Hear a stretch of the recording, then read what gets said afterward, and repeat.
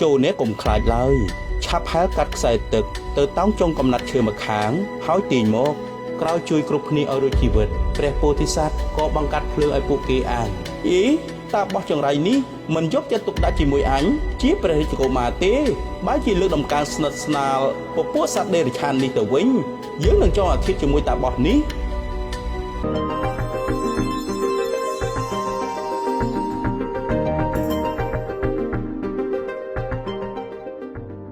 អើយឆាប់ជួយនាំយើងទៅកណ្ដាលស្ទឹងបន្តិចយើងចង់ស្រង់ទឹកនៅទីនោះចាំយើងស្រង់រួចហើយចាំនាំយើងត្រឡប់មកវិញ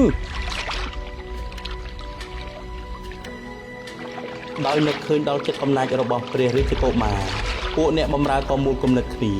លែងព្រះរាជកុមារឲ្យស្លាប់នៅកណ្ដាលទឹកស្ទឹងនោះហើយនាំគ្នាហែលត្រឡប់មកកាន់ច្រាំងវិញនៅពេលដែលមានអ្នកសួរនាំអំពីរាជកុមារ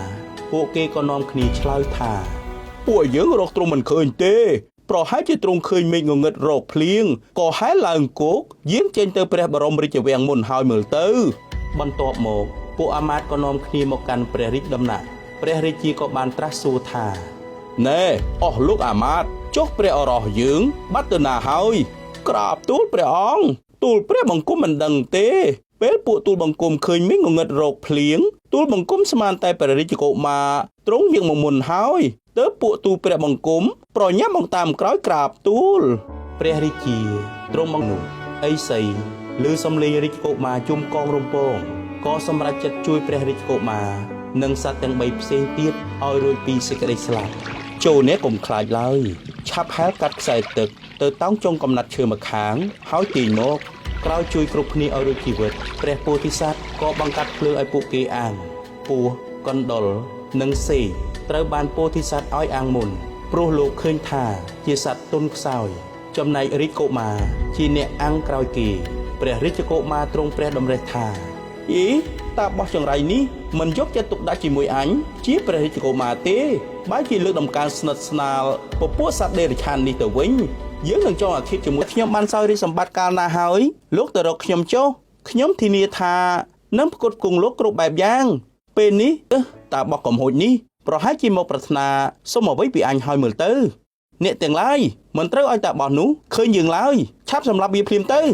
រាជបុរសទាំងនោះក៏នាំគ្នាចងព្រះពោធិសត្វវាយលោកហើយបណ្ដាលទៅកាន់ទីលានពិឃាតព្រះពោធិសត្វលោកមិនបានភ័យញាប់ញ័រនោះឡើយហើយលោកក៏ពោលគេថាដូច្នេះថាគុលអស់ដែលគេបានស្រង់ចេញពីទឹកគង់ប្រសើរជាងស្រង់មនុស្សទ្រុះមិត្តរមិលគុណអកតញ្ញូពួកអ្នកបណ្ឌិតដែលស្ថិតនៅទីនោះក៏នាំគ្នាពោលថាបបិទ្ធអ្នកដ៏ចម្រើនតើអ្នកបានធ្វើគុណដល់ព្រះរាជាយើងឬត្រូវហើយខ្ញុំនេះឯងជាអ្នកជួយជីវិតព្រះរាជាអង្គនេះឲ្យឡើងផុតពីទឹកចំនួនដ៏ធំតែពេលនេះបែរជាត្រឡប់នាំទុកមកខ្ញុំវិញអ្នកនៅក្នុងនគរទាំងអស់ឮដូច្នោះហើយក៏នាំគ្នាពោលថាយីព្រះរាជាអង្គនេះពិតជាមនុស្សទ្រុះមិត្តមិនដឹងគុណគេនិងមានចិត្តអាក្រក់ខុសខើណាស់ពួកគេនាំគ្នាស្ទុះចូលទៅពាត់ព្រះរាជាហើយសម្លាប់ព្រះអង្គបាត់ទៅបន្ទាប់មក